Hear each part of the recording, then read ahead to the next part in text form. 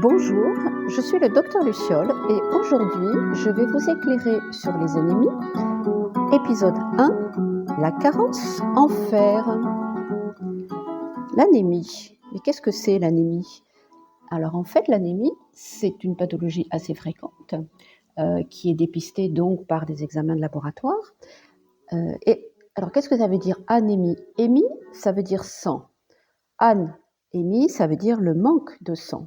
En réalité, ce n'est pas le manque de sang, c'est le manque d'hémoglobine dans votre sang. L'hémoglobine, c'est donc cette protéine, cette grosse protéine qui donne la couleur rouge à vos globules rouges. Parce qu'en fait, un globule rouge, c'est un sac avec de l'hémoglobine à l'intérieur. Puisque hémoglobine, hémo, ça veut aussi dire sang. Globine, ce sont des protéines.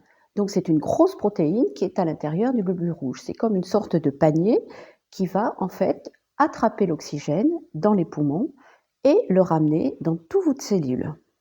Donc comment on définit une anémie? En dosant l'hémoglobine dans le sang, c'est ce qu'on appelle la numération.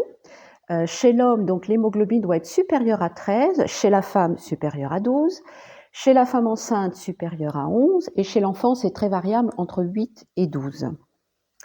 Donc l'hémoglobine, ça sert à quoi?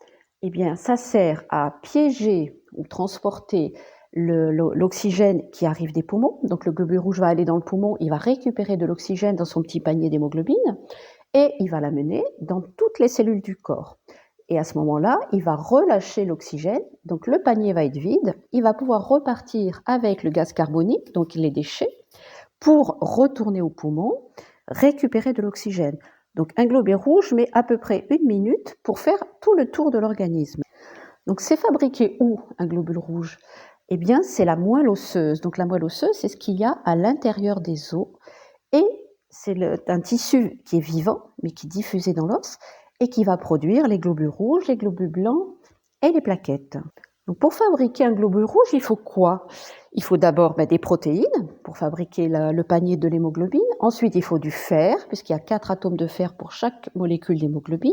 C'est grâce au fer que l'oxygène va être attrapé et relâché.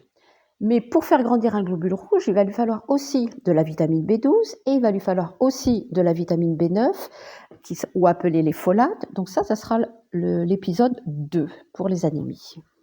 Donc quels sont les organes qui aident, en plus de la moelle osseuse, à fabriquer les globules rouges? Eh bien, le rôle numéro 1, c'est le rein, enfin les reins, puisqu'ils sont 2 normalement, qui vont fabriquer le PO, vous savez, celle dont on parle pour les cyclistes.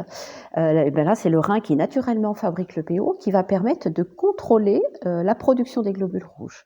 Donc c'est le rein qui a un récepteur en fait au niveau d'oxygénation du sang et qui, grâce à ce niveau d'oxygénation, va dire à la moelle, tu fabriques des globules rouges ou tu n'en fabriques pas.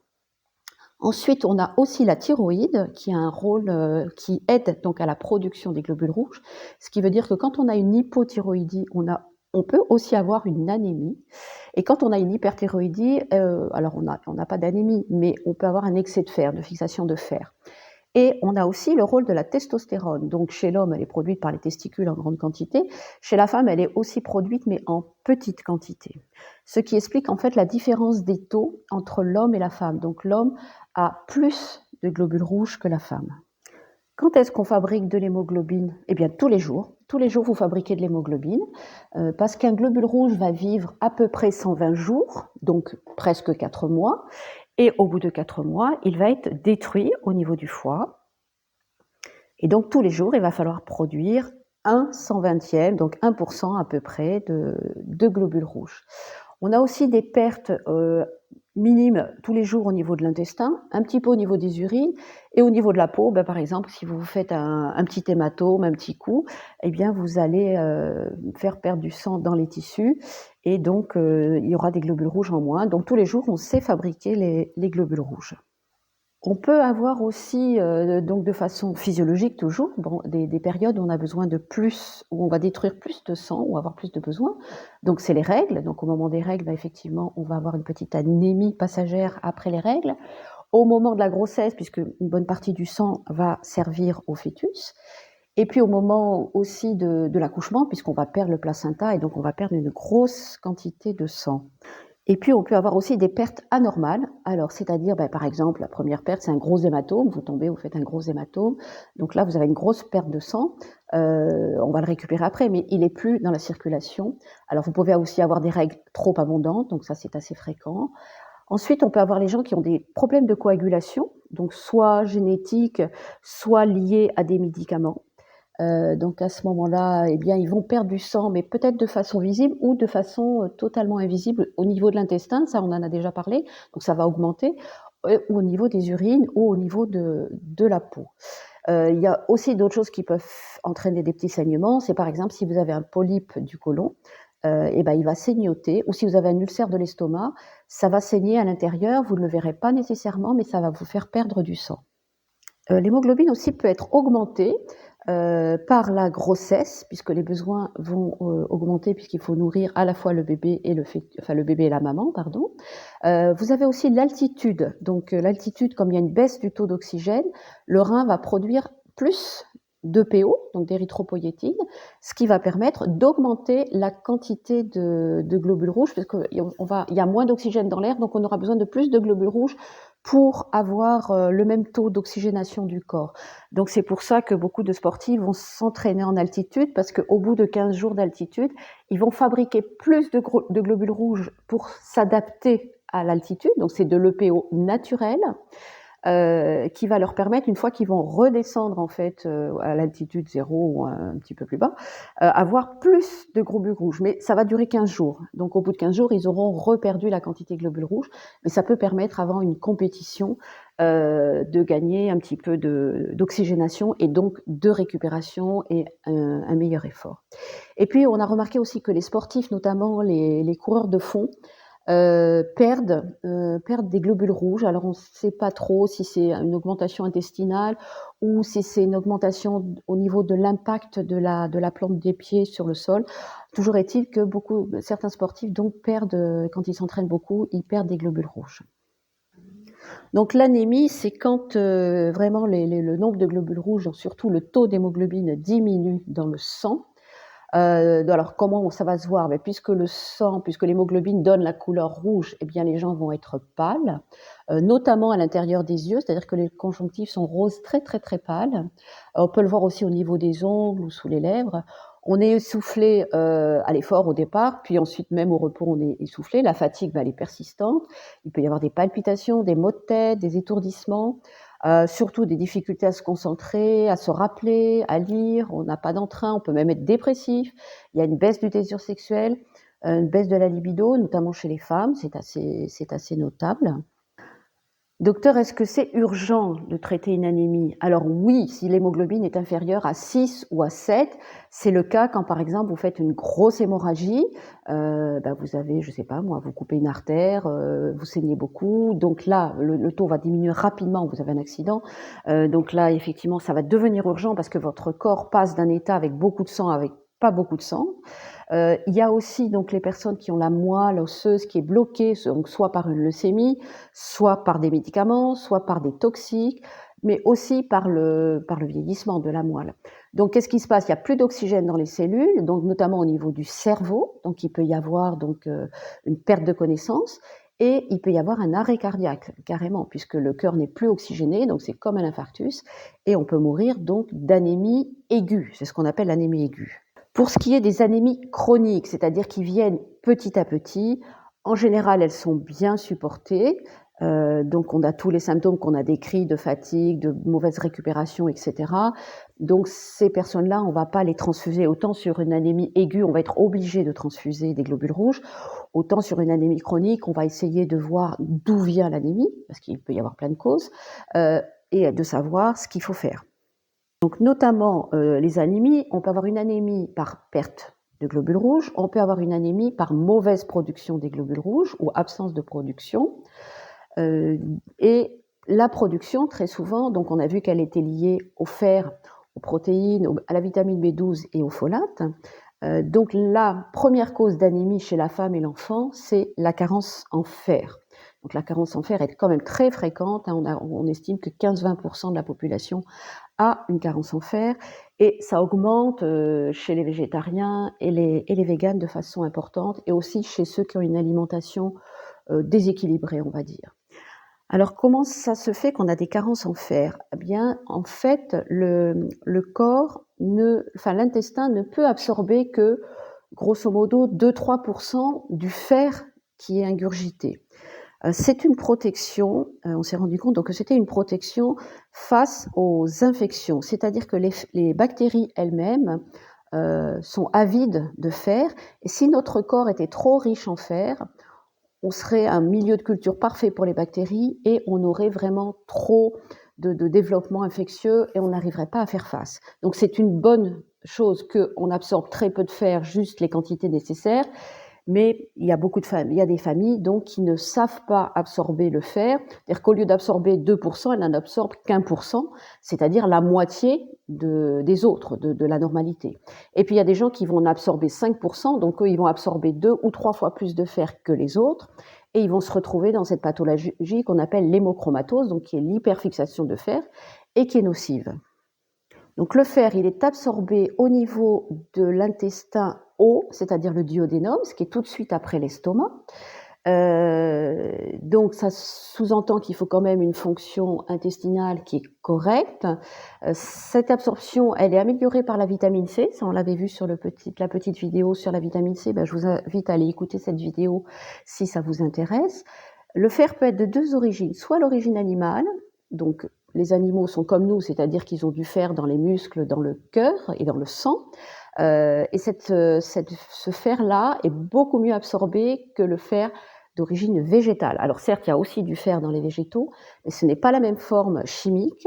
Et donc pour pouvoir absorber la forme végétale, l'organisme va devoir mettre en route des processus de transformation, de ce qu'on appelle d'oxydoréduction, qui sont plus longs et qui ne permettent pas d'absorber aussi bien le fer, que le fer animal.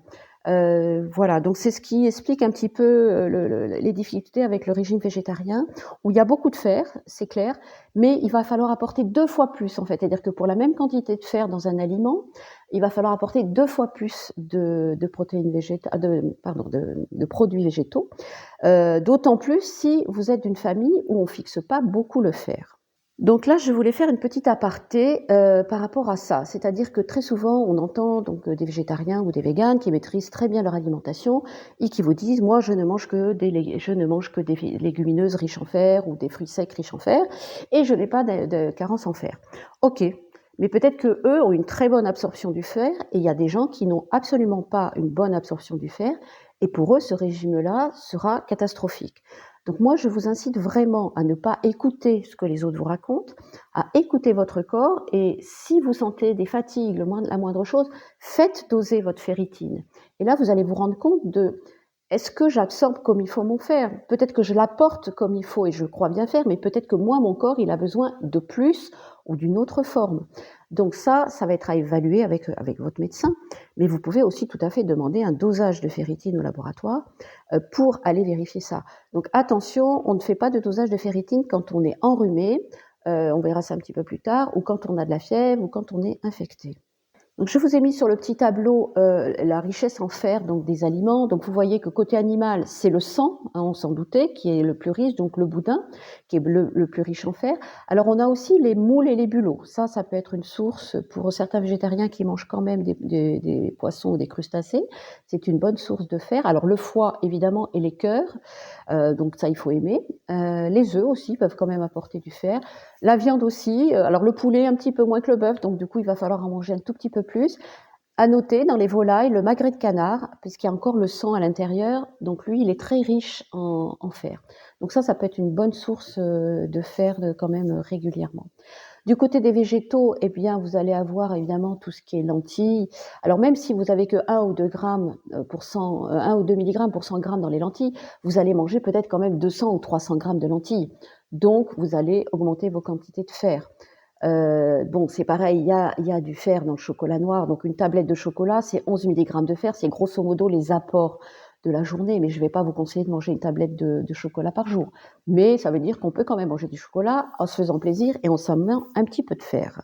Donc la carence en fer, elle va être liée à des apports insuffisants, donc on en a parlé un petit peu, donc l'alimentation qui va être pauvre en fer, c'est-à-dire par exemple tous les régimes de la fast-food où des frites n'amènent absolument pas de fer, la mayonnaise non plus, le pain non plus, la charcuterie peut en amener mais pas beaucoup parce qu'il y a de la graisse, il y a très peu de muscles à l'intérieur, donc sauf le boudin, alors si on classe le boudin dans la charcuterie, c'est à part. Donc l'alimentation végétarienne, je vous en ai parlé, donc il va falloir veiller à augmenter les quantités et surtout à vérifier si ce qu'on mange est efficace. À noter aussi l'excès de thé. Si on boit trop de thé au moment où on mange des aliments avec du fer, on va un petit peu perturber l'absorption du fer. Donc si on revient sur les conséquences de la carence en fer, donc la première, c'est l'anémie. Donc ça, puisque les globules rouges sont prioritaires, donc quand vous allez avoir du fer, en priorité, le fer va aller dans les globules rouges. S'il n'y a pas assez de fer pour les globules rouges, là, il y aura une anémie. S'il y a assez de fer pour les globules rouges, il n'y aura pas d'anémie visible. Vous aurez un nombre de globules rouges suffisant, mais par contre, vous allez manquer de fer, en fait, dans les muscles, vous allez manquer de fer dans le cerveau. Et vous allez manquer de fer dans le système immunitaire, ce qui fait que vous allez avoir les infections plus faciles. Donc, c'est le cas notamment chez les enfants. Vous allez avoir une fatigue musculaire, une difficulté à récupérer à l'effort. Vous allez évidemment avoir des troubles de la concentration. Donc, les enfants qui sont hyperactifs avec une difficulté à se concentrer, très souvent, ils ont des ferritines qui sont inférieures à 50. Et donc là, il va falloir les compenser. Ça, c'est une piste qu'on n'utilise pas beaucoup, je trouve. Vous avez donc aussi des troubles du sommeil et vous avez des troubles de la reproduction. Parce qu'en fait, le fer agit aussi donc dans les neuromédiateurs du cerveau et agit aussi sur la régulation des hormones qui permettent une bonne production de spermatozoïdes, une bonne production d'ovocytes. Donc, comment savoir si je manque de fer? Est-ce que je dose le fer dans le sang? Non, jamais. On ne dose jamais le fer tout seul parce qu'il n'a aucune signification, il est juste circulant. Donc, ce qui est important, c'est de demander le dosage de la ferritinémie, qui est le reflet de vos réserves en fer. Donc, vos réserves en fer, elles sont où? Elles sont dans le foie, essentiellement. Elles sont dans le cœur, qui est un muscle particulier qui est très riche en fer. Elles sont aussi dans les autres muscles, mais en beaucoup moindre quantité, peut-être par le sang qui est présent dans les muscles. Et vous en avez beaucoup dans le système immunitaire. C'est pour ça que quand on a une infection, vous allez voir que la ferritine monte parce qu'en fait, il y a une stimulation du système immunitaire. Donc, on peut aussi doser ce qu'on appelle la saturation en fer de la molécule qui transporte le fer, la transférine. Mais là, c'est un petit peu technique. Il faut voir avec votre médecin ou votre biologiste. Les valeurs optimales de ferritine, donc c'est 50. Donc sur les comptes rendus de laboratoire, vous verrez toujours des valeurs beaucoup plus basses pour les femmes, les enfants, parce qu'en fait c'est une statistique de la population, mais comme la population est carencée, les experts en micronutrition s'accordent sur le chiffre de 50. Donc donc si on élargit la notion de carence en fer à 50 et non pas aux valeurs normales au niveau du labo, on est quasiment à un tiers de la population femmes et enfants qui manquent de fer. Et pour faire monter de 10, il faut prendre environ un mois de fer. Donc vous imaginez bien que si vous êtes à 10 ou à 20 pour arriver à 50, il va quand même falloir 2-3 mois de traitement ou d'alimentation un peu plus enrichie. Donc quand on prend du fer, en priorité, le fer va aller donc dans la production de globules rouges, ce qui fait que les globules rouges vont remonter, mais vous pouvez encore avoir de la fatigue, puisque en dernier, quand toutes les réserves en fer seront reconstituées, ça ira vers les muscles et ça ira vers le cerveau et vers toutes les enzymes donc, qui servent notamment à la reproduction dont on a parlé. Donc ferritine basse, ça veut dire carence en fer. Donc je vous remets un petit peu les seuils. Donc inférieur à 50, on a fatigue, mauvaise récupération, agitation. Et inférieur à 10, on a déjà un début d'anémie, c'est-à-dire de baisse d'hémoglobine. Une ferritine élevée, ça ne veut pas dire qu'on a assez de fer ou qu'on est en excès de fer. Première cause de ferritine élevée, c'est une inflammation, puisque je vous ai dit que le système immunitaire donc, pouvait relarguer du fer. À ce moment-là, on va doser la CRP en parallèle. Ensuite, la deuxième atteinte qui peut faire monter la ferritine, c'est une petite pathologie hépatique, donc on va doser les transaminases à ce moment-là en parallèle. Le troisième marqueur, c'est l'alcool, donc là, on va doser le CDT. Et en dernier, on va avoir les hémochromatoses, donc qui est une maladie d'excès de fixation du fer, qui concerne à peu près 3 à 5% de la population. Donc c'est souvent familial, et là, donc il y a un test génétique. Donc là, on est quand même dans le domaine de spécialisation à voir donc avec votre médecin. Je rappelle ici que le biologiste au laboratoire va toujours pouvoir vous expliquer vos résultats par rapport à une ferritine élevée ou basse. Donc n'hésitez pas à demander conseil quand vous allez au laboratoire.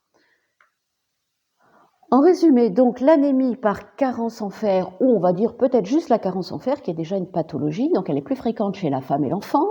Elle entraîne donc fatigue, troubles de concentration, même avant la baisse des globules rouges. L'absorption génétique est variable, donc toujours vérifier avec un dosage de ferritine si notre alimentation est correcte, qu'on soit végétarien ou pas.